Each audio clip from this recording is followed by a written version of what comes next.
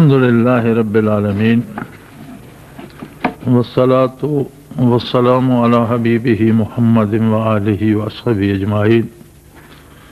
اعوذ باللہ من الشیطان الرجیم، بسم اللہ الرحمن الرحیم۔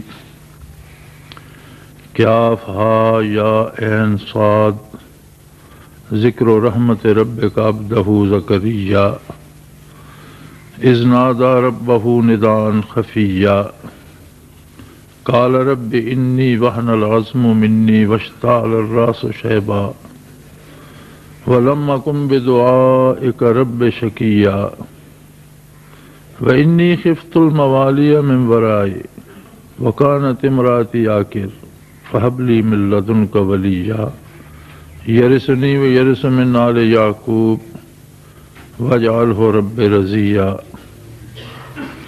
یا زکریا انا نبشرک بغلام اسمہ یحییٰ لم نجعل لہ من قبل سمیا۔ اللہم سبحانک لا علم لنا الا ما علمتنا انک انت العلیم الحکیم۔ مولا یا صلی وسلم دائما ابدا علی حبیبک من زانت بہ الاسر۔ حیات انسانی پر بہت کچھ لکھا گیا، بہت کچھ کہا گیا، بہت کچھ سنا گیا، اور جو عقل انسانی نے ترقی کی اسباب و وسائل اسے میسر آئے تو انسان کی ذات، اس کے وجود، اس کے افکار، اس کے کردار، اس کے نفع و نقصان، غرض زندگی کے ہر پہلو پر نئی نئی جہتیں سامنے آئیں،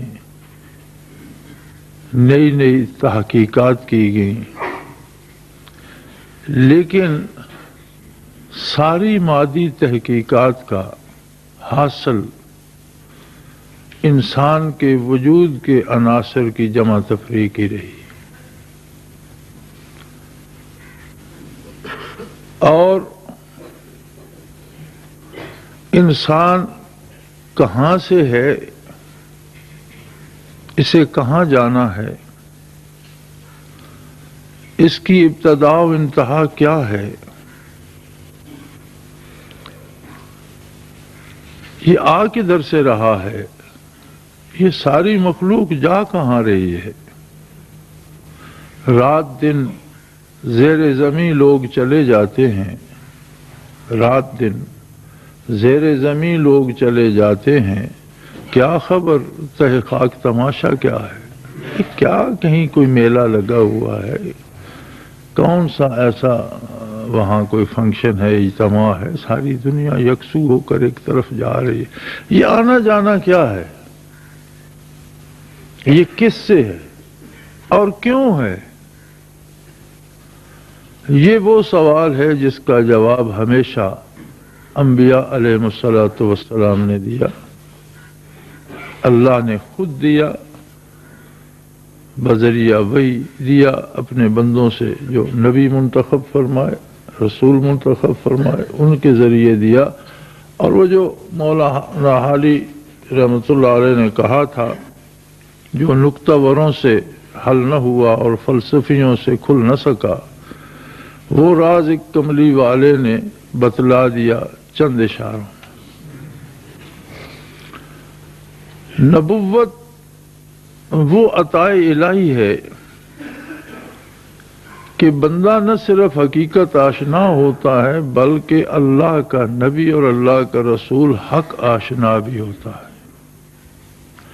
حقائق کو بھی جانتا ہے، وہ انسان کی ذات کے بارے ہوں، وجود کے بارے ہوں، اس کے روح کے بارے ہوں، زندگی کے بارے ہوں، موت کے متعلق ہوں، ما بعد الموت ہوں، اس عالم کی بات ہو، اس عالم کی بات ہو، وہ سارا نقشہ اور ساری تصویر بھی اس کے سامنے ہوتی ہے، اور حق آشنا بھی ہوتا ہے۔ اس ساری تصویر کے مصور کو، اس ساری صورت کے صورت گر کو، اس ساری کائناتوں اور جہانوں کے خالق کو بھی جانتا ہے، قریب ہے اس کے، اس سے بات کرتا ہے اور اس کی بات بندوں تک پہنچاتا ہے۔ وہ بات یہ راز افشا کرتی ہے کہ اصل انسان کیا ہے اور اسے کہاں جانا ہے، زندگی کس شے کا نام ہے۔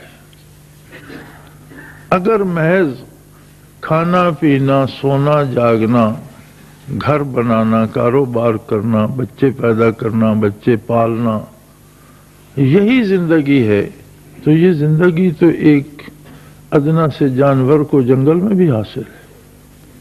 وہ بھی اپنا کوئی گھونسلہ، کوئی کھو بناتا ہے، کوئی جگہ ٹھکانہ بناتا ہے، بچے پالتا ہے، ان کے لیے روزی مہیا کرتا ہے، شکار کرتا ہے، یا سبزی خور ہے یا گھاس چرنے والا ہے تو ان کا اہتمام کرتا ہے، اور اپنا سفر حیات پورا کر کے گزر جاتا ہے۔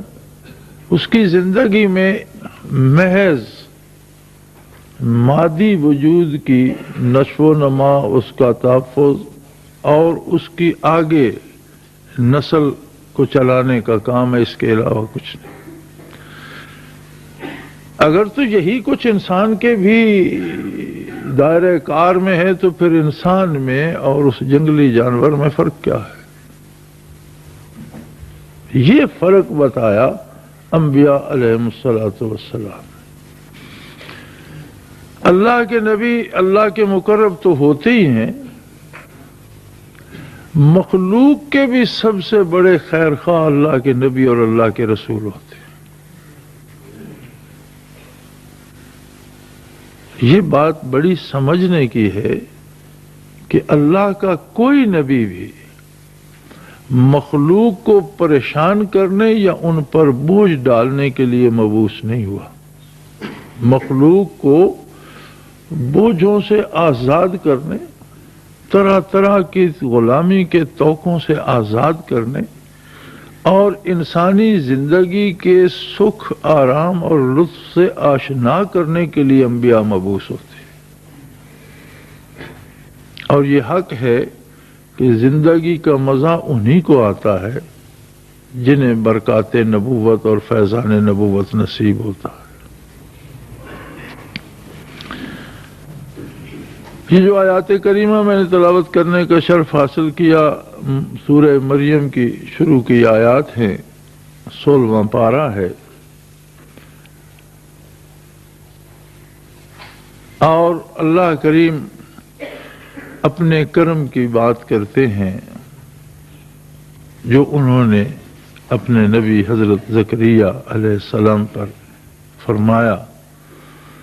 اب انبیاء کا جو تعلق مخلوق سے ہے اور جو تعلق خالق سے ہے، اس میں دونوں کی وضاحت ہو جاتی ہے۔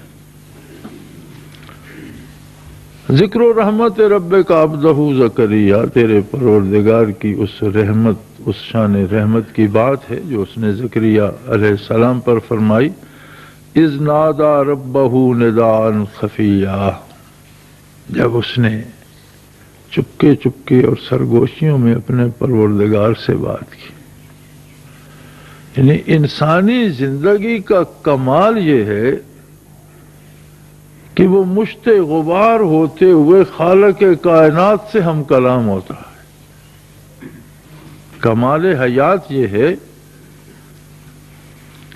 باقی ساری ضرورتیں اس وجود کو قائم رکھنے کے لیے ہیں۔ غذا اس کے قیام کا سبب ہے، دوا اس کے قیام کا، لیکن یہ قائم رہے گا تو اس کا حاصل کیا ہے؟ کیا یہ وجود ہی حاصل ہے؟ نہیں، وجود نہیں، اس کے اندر روح ہے جو عالم امر سے متعلق ہے۔ عالم امر عالم خلق سے بالا تر ہے، اس پر فنا نہیں ہے، خلق پر فنا ہے۔ امر صفت ہے اللہ رب العزت کی، صفات باری کے لیے فنا نہیں ہے، دوام ہے۔ روح انسانی جو ہے، کل روح من امر ربی، روح اللہ کے امر سے ہے۔ اب کیسے ہے، کس طرح ہے، اس نے کوئی امر کا ٹکڑا لے کر اس سے توڑ پھوڑ کر کے بنایا ہے، اس کی امر کی کوئی تجلی ہے، اس سے فرمایا یہ بات تمہارے عقل انسانی سے بالا تر ہے۔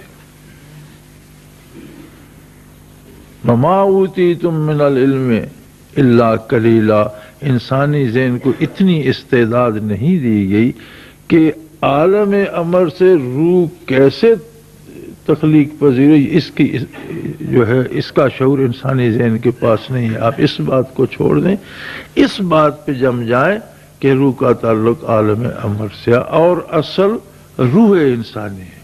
آج تو جدید سائنس نے بھی یہ ثابت بھی کیا اور مانا بھی۔ مثلا ایک آدمی دنیا سے گزرتا ہے، اس کی آپ آنکھ لے لیتے ہیں، وہ آنکھ اس وجود میں تو بینائی ختم کر چکی۔ کسی دوسرے زندہ انسان کو جب وہی آنکھ لگتی ہے تو پھر روشن ہو جاتی ہے، دیکھنے لگتی ہے۔ اس کا مطلب ہے کہ اس وجود میں کچھ ہے جو اس وجود سے ختم ہو گیا۔ آپ مرنے والے بدن کے کوئی عضو لے، ہاتھ لے لیتے ہیں، گردہ لے لیتے ہیں، وہ ڈونیٹ کر جاتا ہے۔ اب اس بدن کے ساتھ اگر رہتا تو گل سڑ جاتا، ختم ہو جاتا۔ کسی دوسرے بدن سے جب اسے پیوند کیا جاتا ہے تو پھر اپنا کام شروع کر دیتے ہیں۔ تو اس کا مطلب ہے کہ کوئی چیز جو اس بدن سے ختم ہو گئی اس بدن میں ہے، اور وہی تو روح ہے۔ وہ جو روح ہے وہ اصل انسان ہے، اس کے لیے موت یا فنا نہیں ہے۔ موت اس کا ایک پڑاؤ سے دوسرے پڑاؤ تک کا سفر ہے۔ جس طرح تخلیق عالم امر سے ہوئی، وہاں سے عالم خلق میں آیا، پشت پدر میں آیا، شکم مادر میں آیا، یہ سفر ہے نا، ایک جگہ سے دوسری جگہ منتقل ہوا۔ شکم مادر سے عالم دنیا میں آیا، دنیا میں جو وقت مقرر تھا رہا، وہاں سے موت نے اسے منتقل کیا، برزخ میں چلا گیا، جو وقت وہاں ہے وہاں پورا کرے گا، میدان حشر میں پہنچے گا، اپنا عرصہ پورا کرے گا اور اپنے انجام کو پہنچ جائے گا۔ اللہ کا پسندیدہ بندہ ہے تو اس کی رحمت کے سائے میں پہنچ جائے گا، اور اگر انسانی زندگی کو ضائع کر کے اور لا حاصل محض بدن کی پرورش پہ لگا رہا، غضب الہی کا شکار ہو جائے گا، اس لیے کہ اس نے اتنی بڑی نعمت ضائع کی۔ یہ بات کہ کسی نے یہ چھوٹی سا گناہ کر لیا، یہ باتیں تو قابل تلافی ہیں۔ کسی کی چوری کر لی، اس سے معافی مانگ لو، اسے پیسے واپس دے دو، منت کر لو، معاف ہو گئی۔ اور کوئی چھوٹا موٹے گناہ یہ تو قابل۔ اصل بڑا جرم جو جہنم جانے کا سبب ہے وہ یہ ہے کہ اس مشت غبار کو وہ شعور دیا گیا کہ یہ ذات باری کو پا سکتا ہے، آرزو کر سکتا ہے، دیکھ سکتا ہے، سن سکتا ہے، بول سکتا ہے۔ اب ایک اتنی سی مخلوق ہو کر بے شمار احتیاجات میں گھری ہوئی، خالق کائنات سے ہم کلام ہو اور اسے پہچانے اور اس کا طالب بن جائے، پھر اس کی ذات، اس کے جمال میں وہ کشش ہے کہ اس کا اسیر ہو جاتا ہے، اس کا طالب بن جاتا ہے۔ تو مشت غبار جمال الہی کی آرزو کرے، اب اس سے بڑا مرتبہ اس کے لیے کیا ہے؟ اور یہ استعداد سوائے انسان کے کسی مخلوق کو دی نہیں گئی۔ جب اس استعداد کو ضائع کرتا ہے تو یہ ہمیشہ کے لیے غضب الہی میں رہنے کا سبب بن جاتا ہے۔ اور جہاں یہ اپنے کمال کو پہنچتی ہے، انبیاء علیہ الصلوۃ والسلام نہ صرف خود حق آشنا ہوتے ہیں بلکہ ان میں وہ قوت ہوتی ہے کہ دوسروں کو بھی حق آشنا کر دیتے ہیں۔ حضرت زکریا علیہ السلام نے بڑے خفیہ سے، بڑے سرگوشی کے انداز میں اپنے رب سے بات کی اور اپنا دکھ بیان کرتے ہیں۔ کہتے ہیں رب انی وہن العظم منی واشتعل الراس شیبا، رب کریم اب تو ہڈیوں پر بھی کہولت طاری ہو گئی ہے، میرے جسم کی ہڈیاں بھی اپنا کام پوری طرح نہیں کرتی، تھوڑا سا کام کروں تو چٹکنے لگتی ہیں، بڑھاپے نے انہیں بھی بہت زیادہ متاثر کر دیا ہے، اور واشتعال الراس شیبا، اور بڑھاپے کا شعلہ تو میری چوٹی سے نکل گیا۔ بڑھاپا صرف مجھ پر طاری نہیں ہوا، بلکہ بڑھاپے کا شعلہ تو میری چوٹی سے نکل گیا ہے۔ لیکن میں جب تجھ سے بات کرتا ہوں تو مجھے میرا یہ اعتماد تیری بارگاہ میں لے آتا ہے کہ تو میری بات نہیں ٹھکرائے گا۔ تیرے کرم کا مجھے، تیرے احسانات کا مجھے اتنا یقین ہے کہ میری بات خواہ کیسی بھی ہو، ظاہری اسباب اس کا ساتھ نہ دے رہے ہوں، میرا وجود اس کا ساتھ نہ دے رہا ہو، لیکن تو اسباب کا محتاج نہیں ہے، مسبب الاسباب ہے۔ تو بھئی آپ کیا چاہتے ہیں؟ عرض کرتے ہیں وَإِنِّي خِفْتُ الْمَوَالِي مِنْ وَرَائِي، میرے جو عزیز و اقارب اور میرے ورثاء جو میرے بعد ہیں، میں ان سے ڈرتا ہوں کہ وہ لوگوں کا بھلا نہیں کریں گے۔ جو میرے بعد ہیں، میرے جو وارث ہیں، جو میرا خاندان ہے، جو لوگ میرے عزیز و اقارب ہیں، ان سے یا اللہ میں ڈرتا ہوں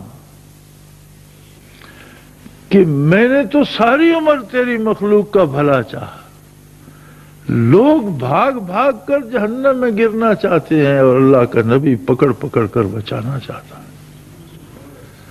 لوگ گناہ کی طرف، ظلم کی طرف، تاریکی کی طرف بھاگتے ہیں اور اللہ کا نبی ہر ممکن کوشش کرتے ہیں انہیں واپس لانے کی، ان پر کرم کر کے، ان سے محبت کر کے۔ لیکن مجھے اپنے پسماندگان سے اس بات کی امید نہیں ہے۔ وَقَانَتِ امْرَأَتِي عَاقِرٌ، میں بوڑھا ہو چکا ہوں، بڑھاپے کا شعلہ سر سے نکل گیا ہے، اور بیوی میری ساری عمر بے اولاد رہی ہے، بانجھ ہے، اس کے بچہ ہونے کی اب کوئی ساری عمر نہیں ہوا، اب کیا ہوگا؟ لیکن میرا دل یہ چاہتا ہے اللہ کہ تیری مخلوق کی بھلائی کی صدا میرے گھر سے نکلتی ہی رہے، تیرے بندوں کو تیرے غضب سے بچانے کا مشن میرے گھر سے ختم نہ ہو۔ تو قادر ہے، فَهَبْ لِي مِن لَّدُنْكَ وَلِيًّا، مجھے ایک وارث عطا کر دے، تیری بارگاہ میں کیا کمی ہے؟ ایسا وارث عطا کر، یہ نہیں مانگا کہ ایسا بیٹا دے میری ریاست رہ جائے گی، مجھے ایک بیٹا دے میری جاگیر رہ جائے گی، میرا کاروبار رہ جائے گا، نہیں، وہ تو دنیا کے کام ہیں، چلتے رہیں گے، ہم نہیں ہوں گے کوئی اور ہوگا، کل ہم نہیں تھے، ہم سے پہلوں نے چلائے، ہم نہیں رہیں گے، ہمارے بعد والے چلائیں گے۔ اصل بات تو یہ ہے کہ بندے کا تعلق بندے کے مالک سے، اور پھر بندے کا تعلق بندے سے کیا ہے؟ کیا وہ بندوں کو حق آشنا کرنے کا کام کرتا ہے، یا بندوں کے لیے ایک ظلم، ایک مصیبت، ایک بیماری، ایک پریشانی بن جاتا ہے؟ تو دعا یہ کر رہے ہیں کہ جو میرے ورثاء ہیں وہ شاید پریشانیاں پیدا کریں گے تیری مخلوق کے لیے، ان کے آرام کا سبب نہیں بنیں گے۔ میں بوڑھا ہوں، میری بیوی بانجھ ہے، لیکن تو میرا پروردگار تو ان باتوں کا محتاج نہیں ہے۔ فَهَبْ لِي مِن لَّدُنْكَ وَلِيًّا، مجھے ایک وارث دے، یرثنی ویرث من آل یعقوب، جو میری نبوت کا اور میرے باپ دادا کی نبوت کا وارث ہو۔ زمین و جائیدادوں کا وارث نہیں چاہیے مجھے، سلطنت و حکومت کا وارث نہیں چاہیے، وہ تو تیرا نظام ہے، چلتا رہے گا۔ مجھے وارث عطا کر دے تاکہ میں نے جو مشن ساری زندگی نبھایا ہے وہ میرے گھر سے نبھتا رہے، میرے آنے والے بھی تیری مخلوق کو تیری طرف آواز دیتے رہیں، تیرے غضب سے بچاتے رہیں، تیری رحمت کی طرف بلاتے رہیں۔ وَاجْعَلْهُ رَبِّ رَضِيًّا، اللہ کریم اسے ایسا ہی خوش اتوار بنا۔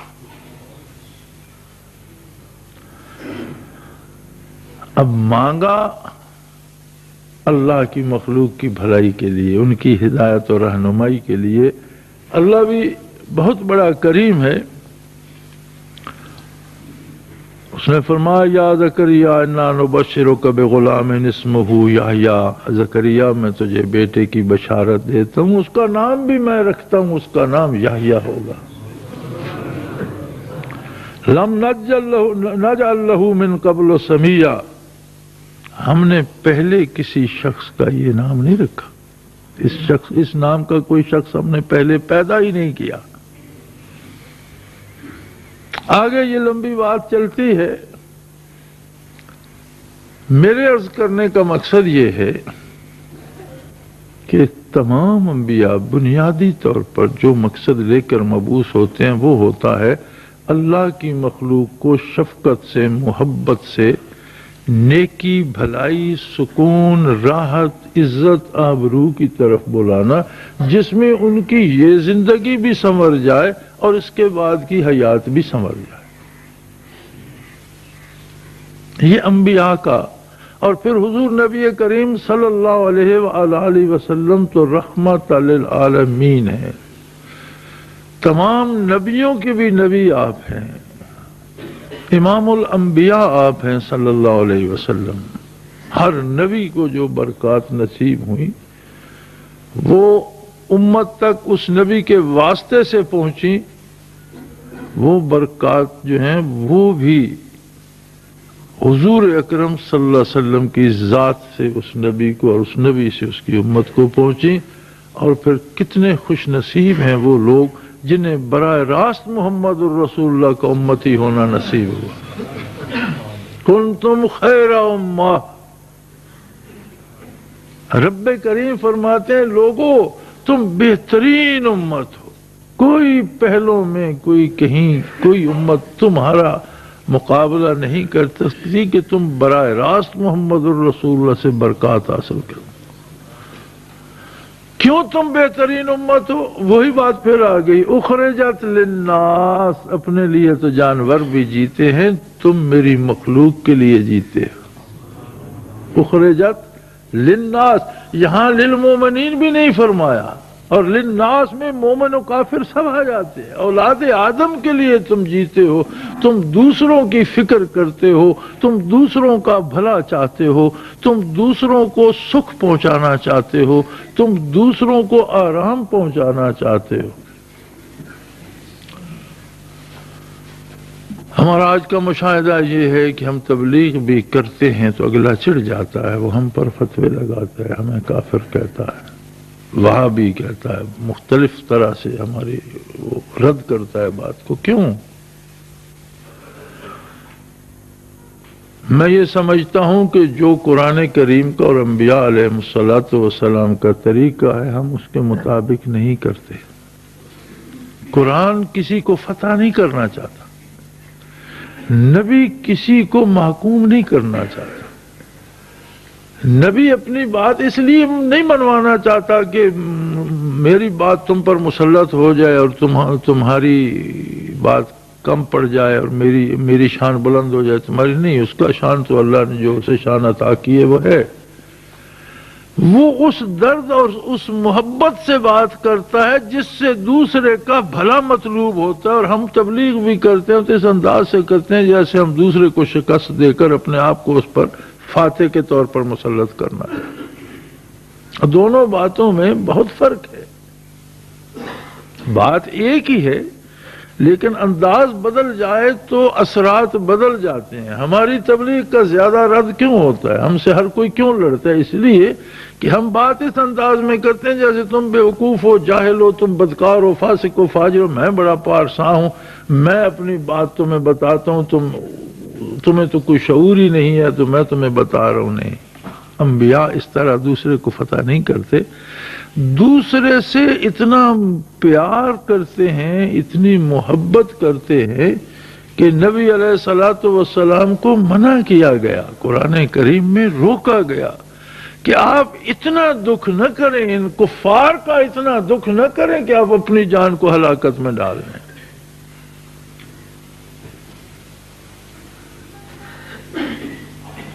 قد جاءکم رسول من انفسکم عزیز علیہ ما عنتم، آپ میں وہ رسول آیا ہے کہ ठोकर तुम्हें लगती है दुख उसे होता है, अजीजुन अलैहि मा अनित्तुम। और ये खिताब औलाद आदम को है, मोमिन काफिर सब इसमें शामिल है कि ठोकर तुम्हें लगती है, दर्द मेरा नबी महसूस करता।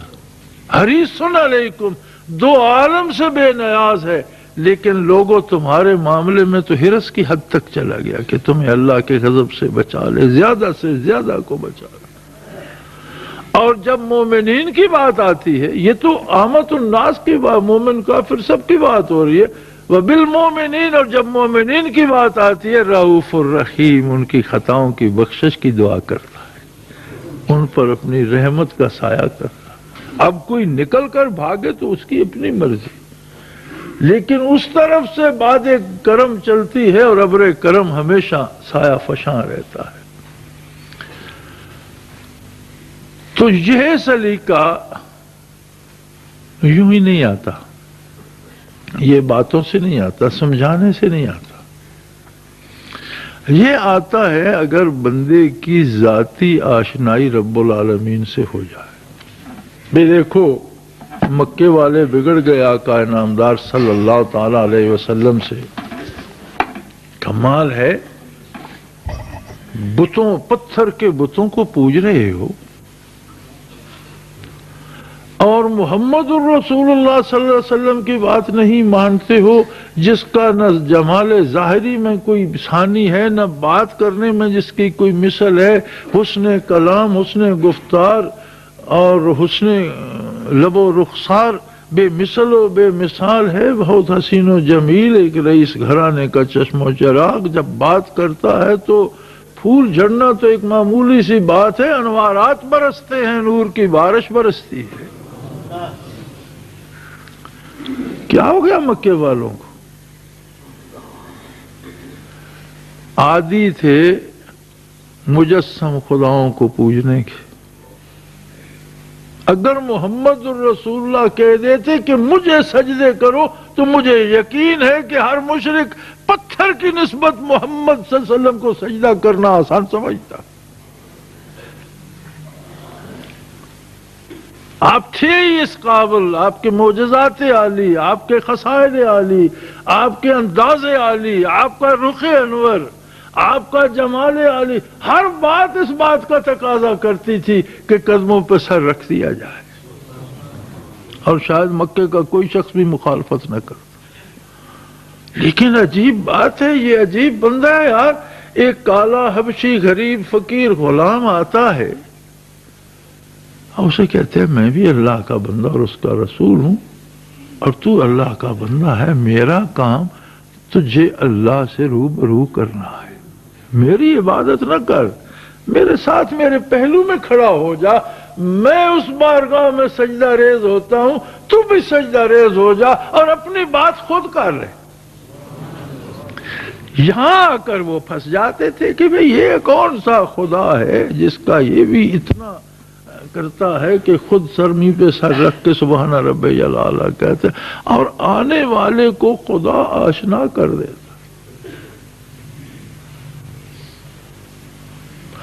अब ये जो खुदा आशनाई आका नामदार सल्लल्लाहु ताला अलैहि वसल्लम ने अता फरमाई, इसका नतीजा क्या हुआ? अरब के खाना बदोश सहरान नवर्द बद्दू जो पुश्तहा पुश्त से नाम को तो कारोबार करते थे, लेकिन हकीकत ये थी कि जिनका ज्यादा हिस्सा रिज़्क़ का लूट मार से होता था, उनमें वो दर्द पैदा हो गया। खुदा आशनाई का नतीजा ये है कि अल्लाह से जब मोहब्बत बढ़ी तो अल्लाह की सारी मखलूक अजीज हो गई।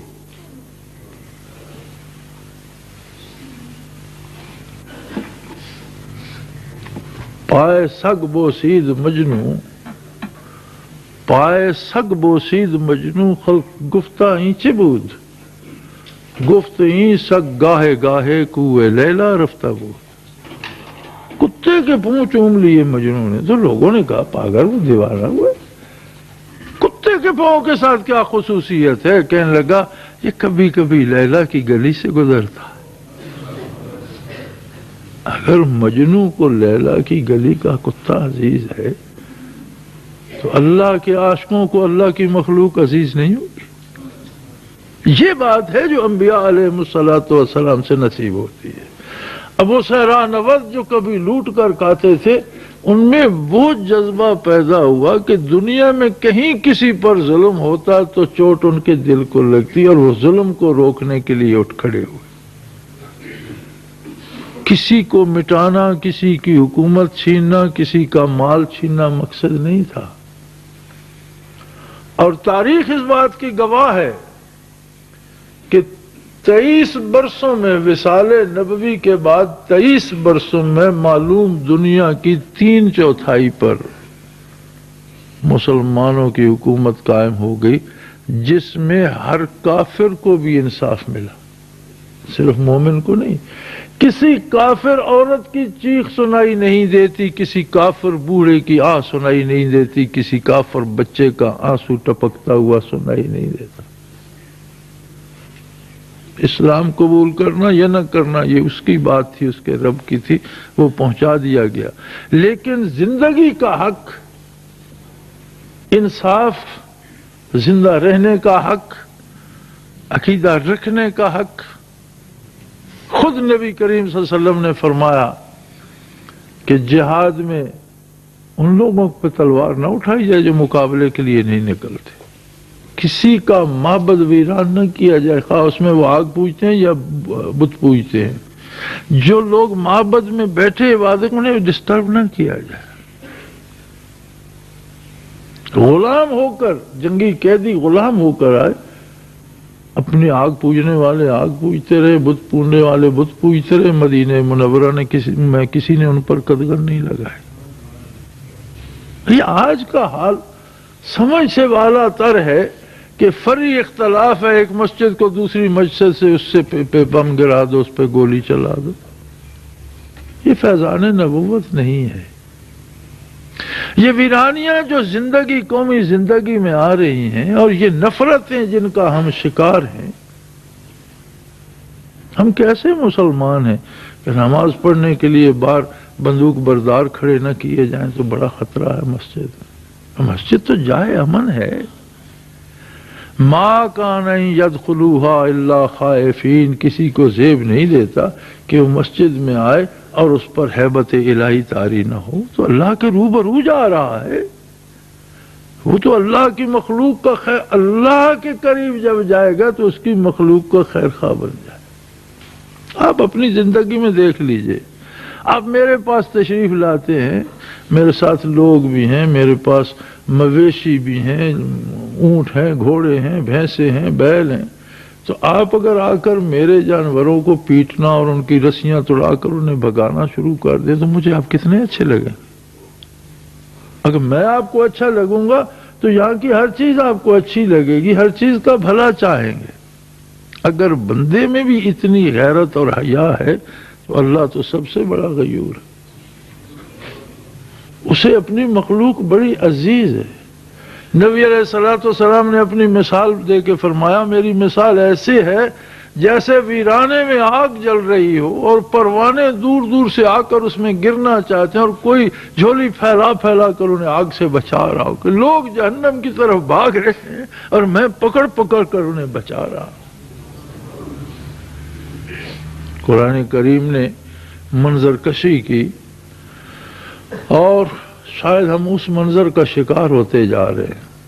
فرمایا کنتم اعداء، تم تو صرف دشمن تھے۔ روما کی سلطنت تھی، کسرا ایران موجود تھا، خاقان چین کی حکومتیں تھیں، قبائلی سردار موجود تھے، ریاستیں تھیں، فوجیں تھیں، گورنر تھے، صوبے تھے، لیکن ہر کوئی ایک دوسرے کا دشمن تھا۔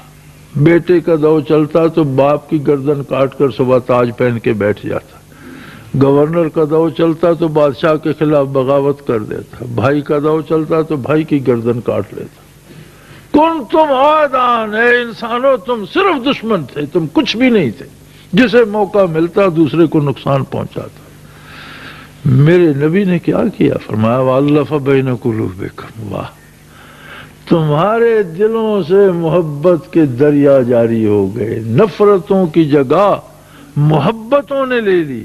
نبی علیہ الصلوۃ والسلام نے آ کر تمہیں محبتوں سے آشنا، الف بین قلوبکم فاصبحتم بنعمتی اخوانا، اور تم پلک جھپکنے میں بھائی بھائی ہو گئے۔ جو دشمن تھے وہ ایک دوسرے کے دوست میں لوٹ کر کھانے والے اپنا مال دوسروں پر لٹانے والے بن گئے، ظالم عادل بن گئے، بلکہ ظلم کو دنیا کے دوسرے کونے تک بھگا کر لے گئے۔ کافر سے بھی اسلام نے نفرت نہیں سکھائی، کفر سے نفرت سکھائی۔ اس کا جو کافرانہ کردار ہے، اس جیسے ڈاکٹر مریض سے نفرت نہیں کرتا، اس کے مرض سے ضرور کرتا ہے۔ مریض سے دوستی کر کے مرض سے دشمنی کرتا ہے، مرض کو ختم کرنا چاہتا ہے، ساری دوائیں اس کو قتل کرنے والی دیتے ہیں، مرض کو قتل کرنے والی، مریض کو نہیں۔ اگر ڈاکٹر مریض ہی کو قتل کرنے لگ جائے تو علاج کس بات کا؟ بندے مومن امتی محمد الرسول اللہ خیر امت کا جو حصہ ہے وہ دوسروں کو حیات دینے کے لیے ہے، موت نہیں۔ جہاد میں بھی عین میدان کارزار میں اگر اگلا اپنے ظلم سے باز آنے کا اقرار کر لیتا ہے تو تلوار رک جاتی۔ حضرت خالد رضی اللہ عنہ کے ہاتھ سے ایک شخص اس طرح قتل ہو گیا کہ عین جب انہوں نے تلوار اٹھائی تو اس نے کلمہ پڑھ دیا، لا الہ الا اللہ محمد رسول اللہ، نے تلوار کھینچی اور اس کا سارا لگ گیا۔ بات بارگاہ رسالت میں پہنچی اور دوسرے ساتھیوں نے پوچھا، یا رسول اللہ، اس غریب نے تو کلمہ پڑھ لیا تھا، انہوں نے خواہ اس پر تلوار کھینچ دی۔ جب حضرت خالد رضی اللہ عنہ سے پوچھا گیا تو انہوں نے عرض کی، یا رسول اللہ، میں سمجھا تھا کہ یہ اب اس کی تلوار ٹوٹ گئی ہے، مجھ سے مقابلے میں ہار گیا، اور اب جب موت دیکھی ہے تو کلمہ پڑھ کے جان بچانا چاہتا ہے، اس نے خلوص سے نہیں پڑھا۔ صلی اللہ علیہ وسلم نے فرمایا، خالد کیا تو نے اس کا دل چیر کے دیکھا تھا؟ اور جب اس نے کلمہ پڑھ لیا، خواہ کیسے پڑھا، تلوار روک لینی چاہیے۔ اگر جو اللہ سے اتنے دور ہیں ان کے لیے اتنی گنجائش موجود ہے تو کسی کلمہ گو کو قتل کرنا، پھر حالت نماز میں مارنا، بازاروں بسوں ریلوں میں مارنا۔ ایک آدمی سارا دن مزدوری کرتا ہے، اسے 10 روپے 5 روپے 20 روپے 50 روپے دیہڑی مل گئی، 100 مل گئی تو کیا ہوگا؟ 80 روپے مزدور کی ان دنوں مزدوری تھی، یہاں اب تو پتہ نہیں 120 ہے یہ کتنی۔ تو میں نے ایک مزدور سے پوچھا کہ بھئی 80 روپے تو کافی رقم ہے، اچھی بھلی، ہم نے تو 1.5 روپے پہ مزدوری کرائی ہے، 1.5 روپے پہ مزدور رکھے ہیں، اب تو کافی نرخ اونچے ہو گئے۔ کہنے لگا، جی میں آپ کو بتاتا ہوں، میرے پاس 80 روپے ہے، دکاندار سے میں چائے کا ایک ڈبہ لوں گا چھوٹا سا، وہ 75 روپے میں ملے گا۔ 5 روپے میرا اب یہاں سے گھر جانا اور صبح واپس آنے کا کرایہ ہے، تو آج کی ساری مزدوری سے ایک چھوٹا سا ڈبہ چائے کا جائے، پھر کل آٹا یا چینی لوں گا۔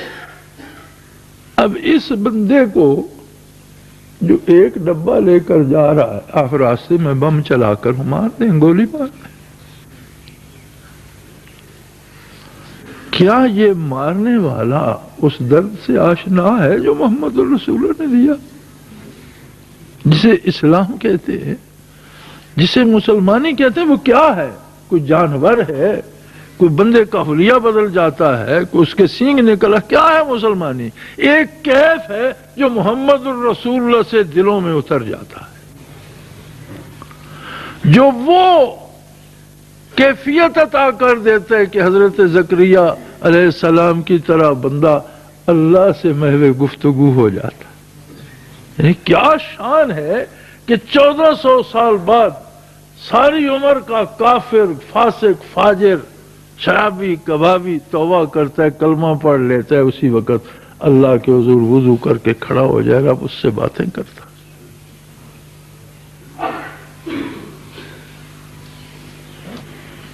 کر دیا ہم سخ ان بندوں کو خدا سے تو نے، اس مشت غبار کو وہ بلندی اور علو مرتبت بخشا کہ تو نے اسے اللہ سے مخاطب کر دیا۔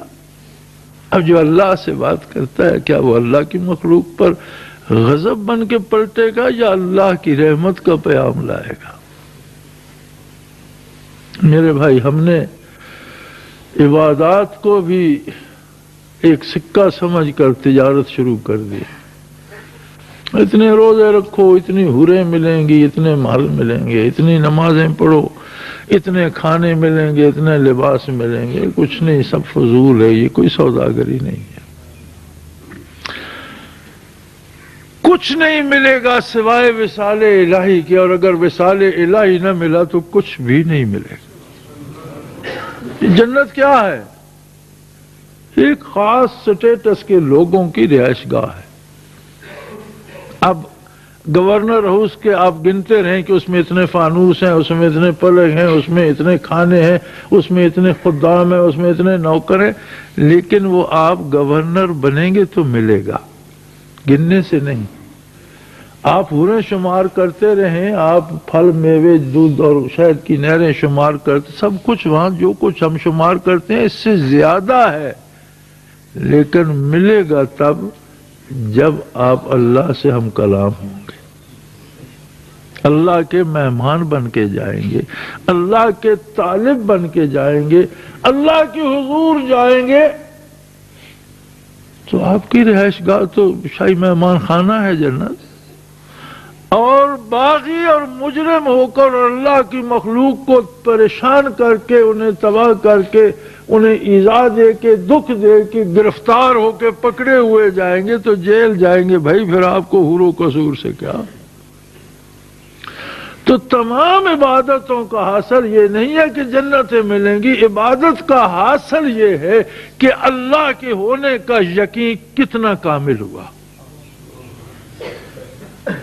صرف ایک حاصل ہے ساری عبادت کا، نماز کا، روزے کا، اعتکاف کا، ذکر کا، مراقبے کا، کہ اس کے ہونے کا یقین ہو جائے، اپنے وجود کا ادراک ہو جائے، اور یہ پتہ چل جائے ان تعبد اللہ کأنک تراہ۔ آقا نامدار صلی اللہ علیہ وسلم نے فرمایا کہ تو سجدہ کرے تو تو اللہ کو دیکھ رہا ہو، ان تعبد اللہ کی عبادت کر کے تو اللہ کو دیکھ رہا ہے۔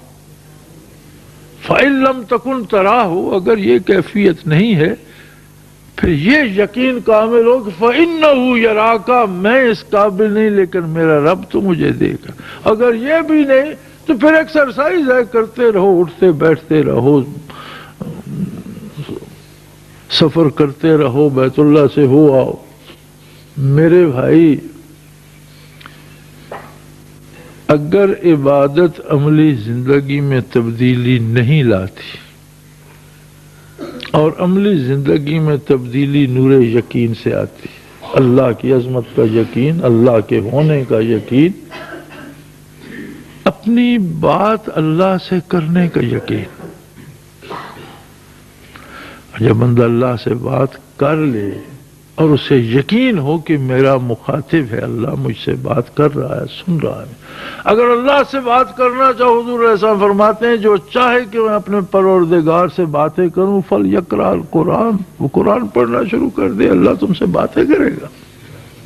ہم قرآن پڑھتے ہیں، اللہ کی طرف سے بندوں پر نازل ہوا، یہ عذاب کی آیت کافروں کے لیے ہے، یہ جو درجات کی آیت ہے یہ صحابہ کرام کے لیے ہے، یہ اولیاء اللہ کے لیے ہے، یہ مومنین کے، یہ بھی انداز صحیح نہیں۔ انداز صحیح یہ ہے کہ میں ہوں اور میرا رب ہے، اب جو بات کر رہا ہے وہ میرے ساتھ کر رہا ہے۔ یہاں لکھا ہوا ہے واللہ علیم بالظالمین، مجھے کہہ رہا ہے کہ میں ظلم کرنے والوں کو میں نے تاڑا ہوا ہے، تو نہ اس میں شامل ہو جانا۔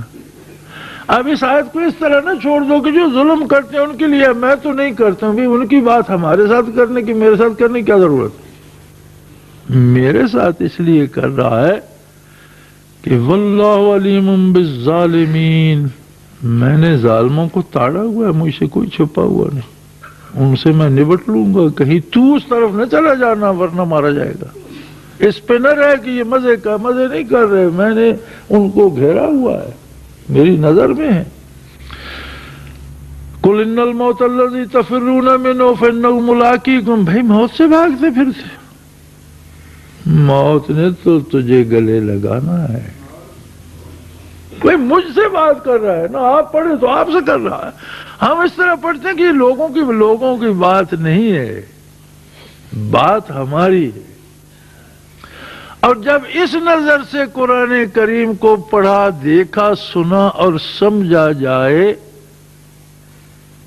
پھر سوچ میں بھی تبدیلی آتی ہے، افکار میں بھی تبدیلی آتی ہے، روح میں بالیدگی آتی ہے۔ اور مزے کی بات یہ ہے کہ اس کا اثر مادی عناصر تک جاتا ہے اور جسمانی صحت بھی بہتر ہونا شروع ہو جاتی ہے۔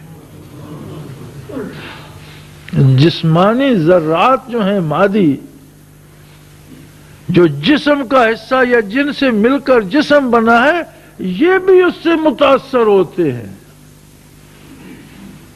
موسیٰ علیہ السلام نے کہا رب ارنی انظر الیک، اللہ اب رہا نہیں جاتا، مجھے اپنا دیدار کرا دے، میں نہیں رہ سکتا۔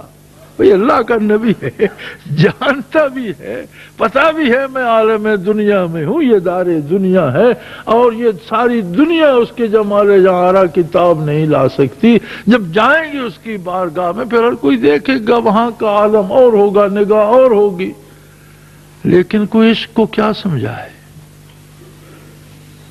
ایک درد ہے ایک طرف ہے، ایک تمنا ہے رب ارنی انظر، اللہ دیکھے بغیر مزہ نہیں آ رہا۔ فرمایا موسیٰ لن ترانی، تو زمین پہ بیٹھا ہے میرے نبی، میں تجھے اپنے کلام سے نوازا ہے، میں تو نے کلمہ ربہ تک میں تجھ سے باتیں کرتا ہوں، لیکن یہ درمیان سے پردہ نہ اٹھا۔ ہاں اگر تو دیکھنا چاہتا ہے تو ذرا اس پہاڑ کی طرف نگاہ کر، فلما تجلی ربہ جعلہ دکا، اور جب پہاڑ پر کوئی ذرا سا ایک کرن کہیں معمولی سی جمال جہاں تاب کی پڑی، پرخچے اڑ گئے اس کے، خر موسیٰ صاعقہ، اور موسیٰ علیہ السلام جو دوسری طرف کھڑے تھے صرف نظارے جمال سے بے ہوش ہو گئے۔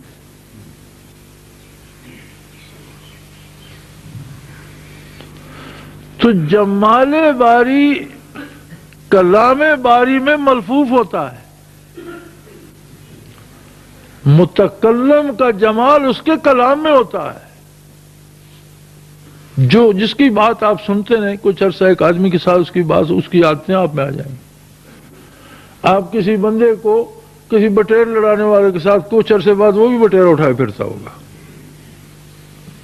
صرف وہ باتیں سن سن کر وہ چیز اگر ایسوں کی آتی ہے کسی کو نیک آدمی کے پاس نیکی کی باتیں سنتے سنتے از خود وہ سدھر جائے گا۔ اسی طرح جب اسے جمال باری نصیب ہوتا ہے یا کلام باری سے جمال باری اخذ کرتا ہے، متکلم کا جمال اس کے کلام سے لیتا ہے، قرآن حکیم کو اس انداز سے پڑھتا ہے کہ میرے ساتھ بات ہو رہی ہے اور میرا رب کر رہا ہے، تو جو انوارات اس میں آتے ہیں وہ نہ صرف روح کو بالیدگی بخشیں بلکہ اس سے جسمانی صحتیں بھی درست ہوتی چلی جائیں، اور دو عالم سدھرتے چلے جاتے ہیں، محبتیں بڑھتی ہیں۔ اسلام محبتوں کا مذہب ہے، اللہ کی مخلوق سے محبت۔ اگر کوئی کافر بھی ہے، اگر کوئی گناہ گار بھی ہے، تو محبت کا تقاضا یہ ہے کہ اسے گناہ سے، کفر سے بچایا جائے۔ نبی علیہ السلام نے فرمایا اپنے بھائی کی مدد کرو خواہ وہ ظالم ہے یا مظلوم۔ عرض کی یا رسول اللہ مظلوم ہو تو اس کی مدد کریں، یہ بات تو سمجھ میں آتی ہے، اب ظالم ہے ظلم کر رہے اس کی کیا مدد؟ فرمایا اسے ظلم سے روک کر اس کی مدد کرو، مظلوم کو ظلم سے بچا کر اس کی مدد کرو، اور ظالم کو یہ سمجھا کر کہ بھئی ظلم نہیں کرو، یہ اچھی بات نہیں ہے، اسے ظلم سے روک کر اس کی مدد کرو، اسے بھی محروم نہ رکھو، اسے نفرت نہ کرو، اس ظلم سے، اس برے کام سے، اس برائی سے نفرت کرو۔ تو تو اندازہ کیجئے اسلام کیا ہے، مسلمان کیا ہے، اور ہم آج کیا بن رہے ہیں۔ الحمدللہ اللہ کریم نے ہمیں رمضان کی سعادتیں نصیب فرمائی، اللہ نے اعتکاف کی سعادت احباب کو بخشی۔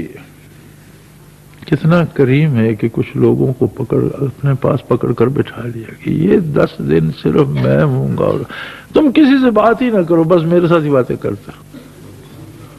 اگر ہم اسے بھی رسم ہی سمجھے تو پھر ہمارا کیا ہوگا؟ اب جس بندے کو اس نے بلا کر اپنے حضور اپنے گھر میں بٹھا لیا کہ بھئی تم کسی سے کوئی بات سوائے ضرورت کے نہیں کرو گے، سارا رات دن میرے ساتھ باتیں کرتے رہو، اس بندے کو بدل نہیں جانا چاہیے۔ ایک صحرائی کو، گڈریے کو، چرواہے کو آپ ایوان سلطنت میں 10 دن چھوڑ دیں، واپس آئے گا تو گڈریا نہیں ہوگا، وہ 10 دنوں میں اس کا حال بدل جائے گا۔ وہ تو پریزیڈنٹ آف اسٹیٹ سے بات کرتا ہے، پرائم منسٹر سے بات کرتا ہے، ان کے ساتھ بیٹھ کر چائے پیتا ہے، اسے تو سارے آداب آ جائیں گے۔ ان 10 دنوں کو وہ زندگی کی ضمانت بنا لے گا کہ بھئی مجھے یہ کام زیب نہیں دیتا۔ کراچی کا ایک شتربان تھا، اونٹ ریڑھی چلانے والا، امریکہ کا صدر یہاں دورے پہ آیا، وہ جا رہا تھا تو بشیر نامی تھا، اس نے روک کر اس کی اونٹ گاڑی دیکھی اور اسے کہا تم میرے مہمان ہو، امریکہ آؤ۔ وہ یہاں سے سرکاری طور پر اسے امریکہ بھیجا گیا، وہ امریکہ سے آ کر پھر اس نے کبھی اونٹ گاڑی تو نہیں چلائی، اسے سارے آداب بھی آ گئے اور وہ ایک اور معاشرے کا بندہ بن گیا۔ پھر اس نے اونٹ نہیں رکھے، نہ اونٹ گاڑی رکھی، نہ سڑکوں پر ہمیں وہ نظر آیا۔ کیوں؟ امریکہ تو وہ 2 دن یا 3 دن پریزیڈنٹ آف یونائٹڈ اسٹیٹ کے ساتھ رہا، ان 3 دنوں میں بندہ ہی اور ہو گیا، وی آئی پی بن گیا۔ یہاں کے تو پرائم منسٹر اور پریزیڈنٹ اسے بھاگ کر بلاتے تھے کہ یہ ہم پریزیڈنٹ آف امریکہ کا دوست ہے۔ تو جو 10 دن خلوت میں، تنہائی میں اللہ کے ساتھ رہے، اسے بدلنا نہیں چاہیے۔ پتہ چلنا چاہیے کہ یہ تو وہ بندہ ہے جو اللہ کریم کے روبرو بیٹھا رہا 10 دن، اس نے تو کسی سے بات ہی، اس کی بات تو اللہ سنتے رہے اور اپنی بات اسے سناتے رہے،